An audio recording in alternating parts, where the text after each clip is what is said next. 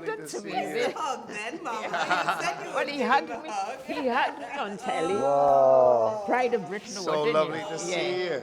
So, Michael, what a pleasure it is for you to be here with Mama Vernesta and just have this moment, the two of you together. What was it like? What does it feel like, this moment, knowing that Mama Vernesta had this key part in your delivery? Well, I mean, it was just over a year ago, wasn't it, when Yes. we met for the Yes, first time at the Pride of Britain 2023. Awards. And I had been told just before that, I mean, you know, very close to when the awards were, that as part of the research going into giving the award to the Windrush generation, that one of the people coming was very likely the person who helped to deliver me. And so I was just sort of flabbergasted, really. And I was really excited to meet you and to talk to you. But then on the night when it was announced and we actually met, I was just incredibly moved. You know, and I it was as very well. emotional. But the thing is, I thought, I forgot I'm on the TV. When Carol Vorderman said, you know this baby. And I said, I wouldn't know all the babies, you know, unless something specifically happened. There's been a lot of And babies. she said, oh, well, do you know this baby? He's sitting in the audience. I said, you know what, this baby must be a journalist, an actor, somebody in the media. Yeah. I said, name is Michael, but I couldn't remember the surname then. Yeah. He says, Michael Sheen. He said, that's baby next thing. They really sprung it on Yes, you, didn't they? yeah. Whereas I had a bit of time to sort of get used to the idea. But yeah, it was very emotional and very moving to meet you, and you know, not only because of the connection with me, but just because of the story of, you know, of you being part of that generation and coming over, and it was really a really memorable, you know, unforgettable evening. Yes, it was. And I'm so glad that we got a bit of time to and I meet didn't each stop other now. laughing. My laugh, I was so moved that I only could laugh. Yeah. But then laughing so loud, forget I want to meet you. And I thought, oh my God, what is it about me? I said. But you had a good night that night. It was enjoyable. Yes, it was a good night. Really enjoyed it. Can you tell me what it is like this moment, just to see Michael right now? Have a one-on-one time. One-on-one time. Well, as an adopted Welsh person, me, and meeting this Welshman who I seen to as a baby, I think is just a miracle. Because you don't generally meet somebody in that position, you know, often. They've gone away and you never see them again coming back. But you've spent a lot of time in Wales coming back and forth. And I've read about you. Right. The football with the refugees, asylum seekers. Yeah. With And the then homeless World Cup. the people lost their jobs in Port Talbot in the steelworks, and you were supporting them as well, and you seem to support everybody. I don't know, you have money. I have a collection for you. Yeah. But yes, it's awesome. I mean, words wouldn't express, and I can't express, meeting you in person. I know I met you at the Pride of Britain, but I was just fleetingly. But meeting you now to have a one-to-one talk with you, I just think it's awesome. My colleagues would be so jealous. I mean, and also, of course, the other thing is that the hospital where you worked and where I was born, at that time was called the Royal Gwent. The Royal Gwent. But is now called Aneurin Bevan. the Aneurin Bevan Hospital, which is the character that I'm playing right now. Yes, and I'm I see playing how Aneurin fitting- Bevan. How fitting it is, Yes. That I did all my training in these two hospitals, St. Aldous and the Gwent, and then you meet somebody who was born there, and look at him now. Oh my goodness. Yes. Respect to you, Oh, sir. well, no, I mean, I mean, it's so what you say there is so true, that there are, you know, thousands upon thousands of babies that you have helped bring into the world, but then you don't get to follow their lives or get to know their lives. Unless it's a Newport, and I walk through town and somebody will say to me, oh, that's the lady delivering, they'll probably have their baby. You know, I went to two things they had, Windrush, and this lady looked at me, I was sitting and she said, I'm sure you delivered. There's my daughter. Well, she's a big woman. And my son as well. Vernesta, and I said, yes. She said, oh, you delivered my two. Somewhere else I went, she said, Vernesta, remember, he's 48 now, you delivered him, she said. And, you know, everywhere I go, say, oh, somebody else knows you, they come to you, you delivered my daughter, you delivered my son. Wow. I mean, this young GP doing her round, she came to me. No, she came there to do her placement. And she said, is Sister Cyril still here? They said, there she is standing by you. And she said, my mother sends her love. She said, you delivered me. I thought, whoops. And she went to the surgery, to our surgery, to do her GP training. And my husband went there. And she said, are you by chance Mrs. Cyril's husband? He said, yes. Said, she delivered me. Well, I start laughing, falling apart. My life in your hands. I thought, oh, yeah. But well, I just think about, you know, I have 3 children now. Oh, I have lovely. my older daughter Lily, who's 26, and then my younger daughters Lyra, who's 5. Lyra, this is an Lyra, unusual name. yeah. I knew a Lyra in St. Lucia. Lyra, who's 5, and Mably, who is 3, and because their births, you know, have been quite recent in the last 5 years. Yeah. Just thinking about, you know, when I was at their births and the midwife who was there, well, you know, it's such a, I mean, it's maybe the most special moment in your life, you know, and you share that moment with someone who you're so intimate with in that moment, and yet then they're gone. And I think from the point of view of the parents, you know, that person who was there who helped you remains special for the rest of your life, even if you never meet them. See them. But you know, this is a whole new version of that, where for me, I was the baby then, and you were that special person, and now here we are getting to meet again. Michael, you've got to do a show about midwifery. Yeah. You're gonna do It's amazing, isn't it? If you ask most people, certainly, you know, men, you know, fathers, you know, what's the most special moment of your life? And you say, well, I was being at the birth of my child. And you think, and you know, there was me, and there was my partner, and there's the baby, but then there's this other incredibly special person who you put all your trust in, and you know, and they help you through that moment. And then in most cases, you never see that person again. It's incredible. I mean, Mama was talking to Ify and I about just following your career since the Pride of Britain Award, that you're such a huge star. But I think something that really struck all of us and the Windrush generation, because they'll watch this film, is your humility. Yeah, I was just going to say. And that's something Mama has always exhibited. She's the only Windrush elder in Wales who has been honoured with the Pride of Britain Award. And she always says to us that having come from St. Lucia at 15, and to win the UK Best Midwife in 2009, not just for Wales, but for the whole of the UK. Wow. That was incredible. Amazing. That she never thought of. That was... You were saying to us, Mama, that Michael's journey is so inspirational. How does it feel to be Michael Sheen and just wake up and think, look at all that? It feels very tiring to be Michael Sheen.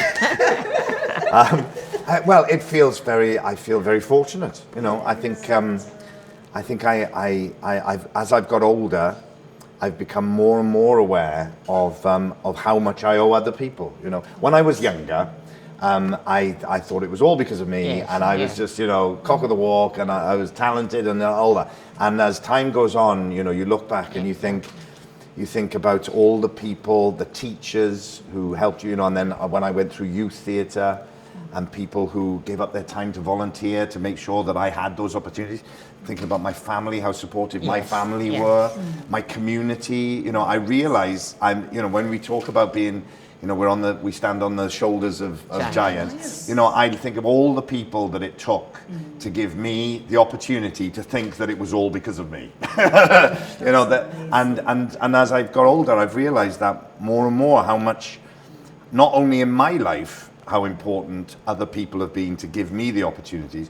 But then when you think about that in a sort of broader way, you think about how interconnected we all are, you know, how much we work as a community, and how people coming from such different backgrounds and different experiences, whether it's from within Wales, outside of Wales, outside of the UK. You know, we're all coming together, working as a community, giving each other help when we need it. Yes. Because that's the other thing that I've Yes. realised more and more, is that no matter what your circumstances are, no matter how well off you might be, you know, how fortunate, how much you've got, there are times when you need help. It doesn't Yes. matter who you are. Absolutely. And, you know, life, being a human being, is a great equalizer. At a certain point, you're always going to need help. And the fact that there is always someone there to give that help in times of need is such a great source of humility, really, and to realise how connected we are and how much we need each Yes. other.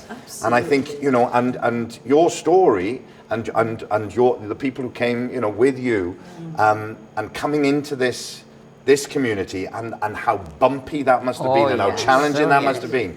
But the Very fact much that so. you have been there for Yeah. people in their moments of need, you know, I think is such an amazing thing, and says so much about who we are and what the best of us is, you know, I Yes. think. Absolutely. Yes. Mum, I'm sure that did you Deserves a round of applause. Yeah, big round of applause for you, Mama. Round of applause.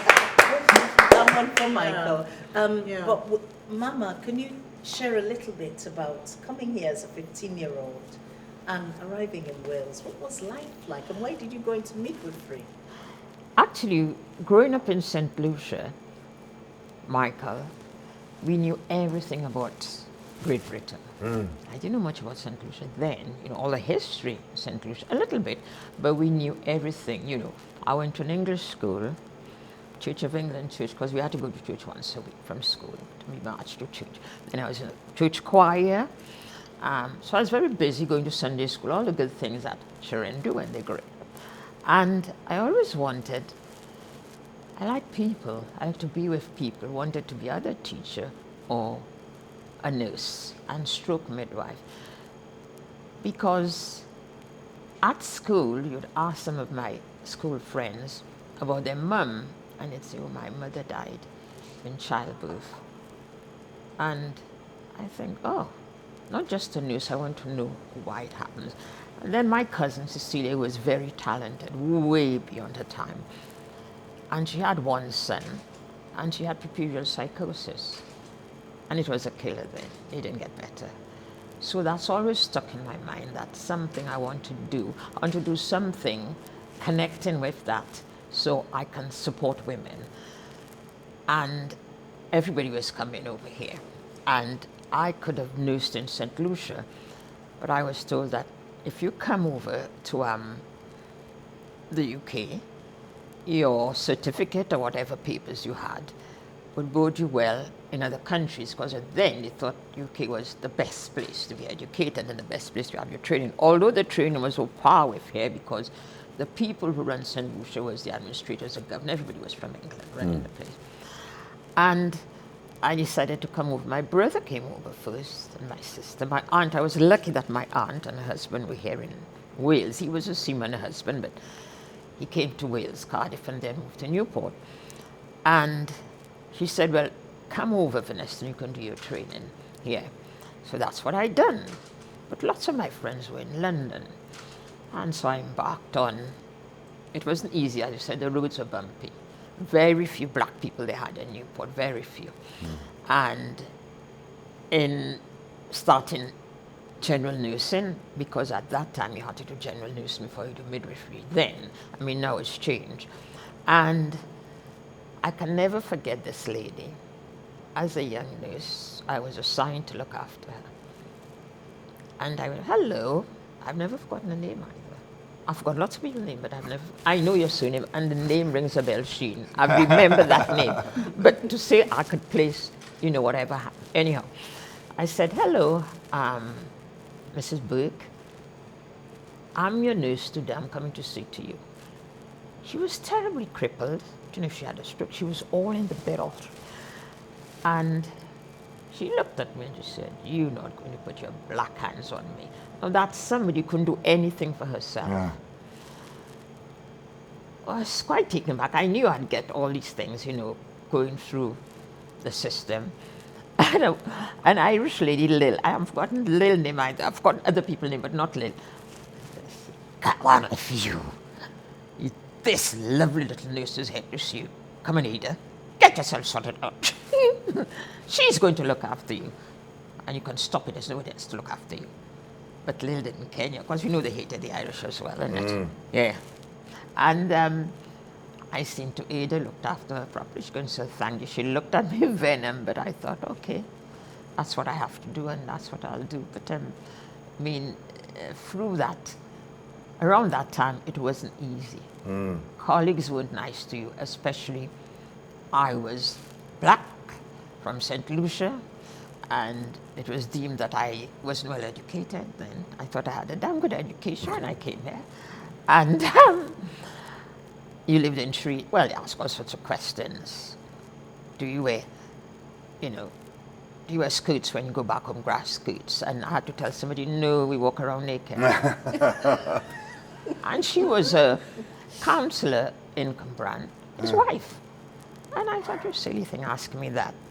So I thought, well, it was silence in the ward, and there was a big uproar. I thought, why you ask me if I, and do you belong to a church and church? I say I was brought up as Welsh as you, as English as you, whatever.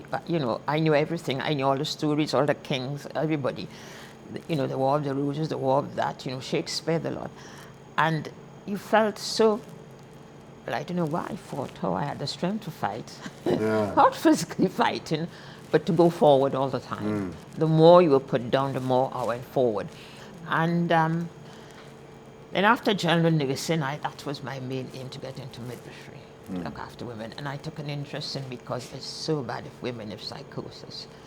There's always something before that's worried them, and they couldn't come out, because people are more open now. They'll tell you, that's what happened to me, my partner left me, or my mother don't want to, and I'm having a baby so young, or whatever. So all these things brought on this thing you didn't know. And when I spoke to the psychiatrist, and he said to me, Vernesta, it's a killer. And it's a killer with a lot of people from different cultures. They don't accept that this can cause the upset of all the hormones. So that was me. In the beginning, I didn't think I'd stay there. I thought, I don't know if I can manage. I don't know if I can cope with all of that. But I got along, and I think as people eyes and people were aware of learning that you may be of a different color, but everything was like Little Britain over there. You learned everything. And you accept it to a certain extent, but if you were better than some of them, that caused animosity. But in my training as a young midwife, the first prize they ever gave was the most promising midwife, and I got it. But all my colleagues around me, most of them were white, and they were all boasting about their work, and I never thought my work was all that good. I used to think about it. And then Miss Morgan said to me, I'm going to present it. I thought, well, that's all I want is a job. I just want a job. And I was presented with a prize, most promising midwife, and working through the years, and I thought, what am I going to do? The children have grown up. Should I go and study more? Should I go this way? So I decided to go into race equality. So I was chair of the Race Equality Council South Wales for quite a while. Then I sat with the trust chairman at the board looking at the inequality in hospitals. And 2006, I thought I was going on a little everyday thing to London. A couple of us went, a few of us. And I didn't expect to get a prize or award of something. And she kept saying, why are you going up there? I said, no, I just thought I'm going, if some midwives will get an award, supervisor, you name it. And I sat in this place, and when they said the third person, the second person, the first person, they called me, Vernesta, Cyril, midwife of the year. I wouldn't get out of the chair. Honestly, my friend was there. She said, Vernesta, your name is called. And I thought, me? After all what I faced through my journey, and there I am, midwife of the year. And you had people from Scotland, Ireland, England, and Wales. And that touched me. It really, really touched me. She said, come on, don't cry. And I was pulling my dress. I thought, I can't get up. Because I was so the journey I made and to get midwife of the year. Whereas sometimes in my sphere of work, it was nice. And when I was promoted as a manager, well, you could imagine. But the head of midwifery was very kind to me. She said, Vernesta, they've been there a long time, they've never got anywhere. You came yesterday, there you are, being their boss, so, but that was really proud, and proud that my colleagues nominated me, because if you look at the story just starting, then at the end, you work with consultants, but fleeting visit, and you work with other colleagues. But what they wrote about me brought tears to my eyes, because I thought, after all those years. Well, to have shown up here, in the early days, and for your colleagues to show you such animosity and ignorance, and to get to the point where it's your colleagues who have voted for you and nominated you. That was really my biggest achievement, I feel. No matter what I've had now or I've had after, I think having, UK midwife of the year, and I thought, I must have done something right, I thought. Done something right. It's incredible because we are sitting with two incredibly famous people. Oh, I don't know, of for course, famous. Michael Sheen and his BAFTA. He's famous. Numerous I'm just a films. minuscule. Numerous films that he has featured in. We loved watching you in Twilight. You were fierce in Twilight. I thought you were going to eat those people alive, standing Give in them half that a chance. field. Oh, I'm telling you, we were so proud to. Well, my daughter said she was proud to be Welsh. Oh, very, very proud. And it was just Yeah, such an watch honor it. to see you in the film. Such great acting as usual, and So- just Thank so you. talented in whatever. Well, the Welsh So people what are known has, for their what has acting, made very you good become an actors. actor then? Yeah. Say that again, sorry. What made you become an actor? Well, I don't know. I wanted to be a football player when I was very little, and that was what I was into, and I was sort of obsessed with playing football all the time, and then, but in my family, I think my mum and dad and my uncles and aunties and grandparents had all been in the sort of amateur operatic society scene. That was very popular back then. And so they were very into being parts of shows. They liked being on the stage and and that kind of stuff. And so they were very supportive of that. So when I was very little, when we had family get-togethers, there was always a lot of encouragement to get up and do something, perform a little bit. And then when I got to school, then I was encouraged to be in the school plays and that kind of thing. And then at a certain point, I suppose when I was about sort of 12, 13, I started to, through doing school plays, I started to be given bigger parts and that kind of thing. And then I was encouraged by my drama teacher at school, a comprehensive school in Port Talbot, to audition for the local youth theatre. And at the time, I didn't have any idea how good this local youth theatre was. But looking back on it, it might have been one of the best youth theatres in the world at that time. And so I think the combination of my family being very into it, and then having this amazing youth theatre in our area that took me from just being a kid who was in school plays to then becoming, potential professional actor. And I think also in the context of the community that I came from, because Richard Burton had come from the area and Anthony Hopkins had come from the area, then in that community in Port Talbot, which you wouldn't think would produce actors really, Steel Town and quite rough, tough working class area, but there was a lot of respect for acting because of Richard Burton and Anthony Hopkins. So there was a lot of support, and like I say, looking back on it now, I can see how important that support was.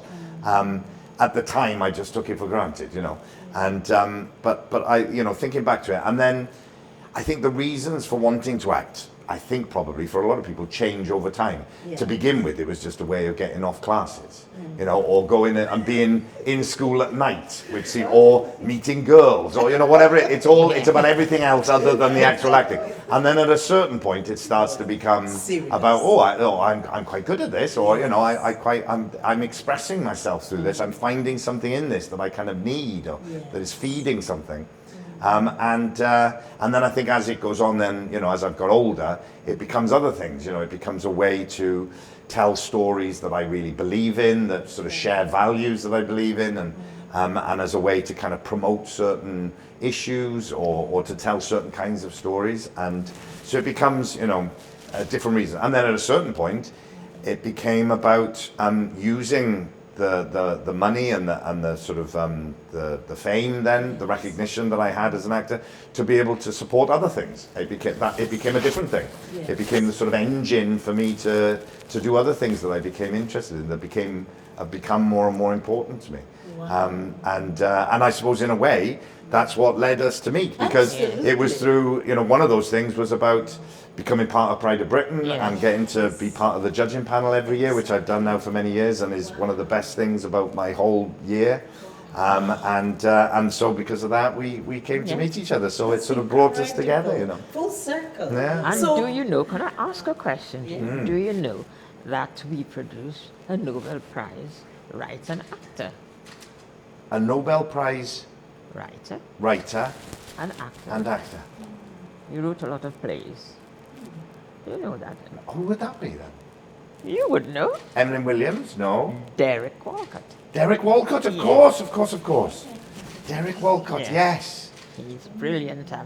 He did his plays both in Creole, because we speak a Creole French as well. Right. And in English as well.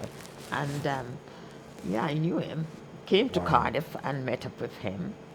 And very famous playwright, in fact. Yes, Very famous amazing. playwright, yes. Wow. So we're coming to the end of this meet and greet and chat. If you we need wanted to, if ask- he's asking. Oh yeah, if you, did you want to? Oh, I'm just saying, just the way that everything's come full circle, isn't it? And Yeah, we had the final test for you, Michael. final test. We said, which is the most important city in Wales? Yeah. From your perspective. Oh. Just a minute. There is the woman who made sure you came out safe from Yes, Newport. exactly. Is it Newport? Exactly. There is Port Talbot that gave you all that support and, Yeah. and brought the likes of Richard Burton and all these people. There is Swansea, where she was born. All right, you were born in And- Swansea? Yes. And two of my daughters were born in in Swansea. Swansea. Yeah. Nigeria. And where you have actually based your new National Theatre. That's right, the so Welsh is it National Theatre. Newport, Port Talbot, Oh. or Swansea? Now, Yeah. pick carefully, Michael. That's a very hard one, isn't it? That's a very hard one. I'm gonna. Well, one thing that I haven't told you yet is that I have been to St. Lucia twice. Wow. Yes, when during the COVID period, I was doing some filming in New York, and in order to get from the UK to New York, I had to quarantine somewhere, and they gave me a list of places for me where we could do it, because it couldn't be in the UK and it couldn't be in New York. And one of the places on there was St. Lucia, and I said, well, I've never been to St. Lucia. Yeah. So me and my partner Anna and our daughter Lyra, because Mabley hadn't been born at the time, we went and spent 2 weeks in St. Lucia on the way to America, and then again on the way back. So I spent some time in St. Lucia. This was So meant to be. I'm gonna pick, even though it's not a city, I'm gonna pick St. Lucia as the best part of Wales. You made What Mama hotel you so went to? happy. What hotel you went to? It was a sort of resort hotel right up in the sort of the far end of the island, because it was Oka? Is it Oka? yes, up that Estate? way. Yeah. That's it. Yeah. Gosh, that's incredible. Yeah. What a place. Yeah. What a place. Isn't it? It was extraordinary. But thank you, Michael. Mama, Michael gave you a free ticket with Netta. Netta, you and Mama have free tickets to watch Nine. And it's incredible, the story of, the NHS and the midwifery. Yeah, And and in fact, one of the characters in the nurse who looks after Nye in our play is meant to be someone who came over from the Windrush generation. So she's the character, and she plays the actress Kez plays both the nurse and Nye's sister. So she goes back and forth. So that, and I told her about you last night, and I said, it'll be amazing for you to come and see it. Yeah, we're watching it. If you Yes. got tickets, so we'll be seeing it Can't tonight wait with to Mama. Oh, great! And You've seen we'll it be tonight? going- Yes, she's watching it tonight. Fantastic. With Netta. What time is that? So yeah. 7:30 tonight. Yes, 7:30. We're going to give her some lunch or dinner, and then she'll be all yours to impress. Wonderful, wonderful. Michael. But thank you so much. Well, it's Michael. such a joy, Oh. such a joy meeting you. so I much. mean, when you look back at things and you think, would I have thought that journey on that boat, I came on a boat. Yeah. Yeah, 12 days between sea and sky. So on that journey, coming here, and through my journey in the NHS, and there you are. Somebody of such big importance. Don't talk about me, I mean, I'm just humble. But Oh, well, no, I feel the same way. big importance I feel the same way. to meet you and to know I had part in looking after you. No, well, I feel very honoured. So I And am it's so lovely to I'm see so you. happy meeting you. That's the second time we met.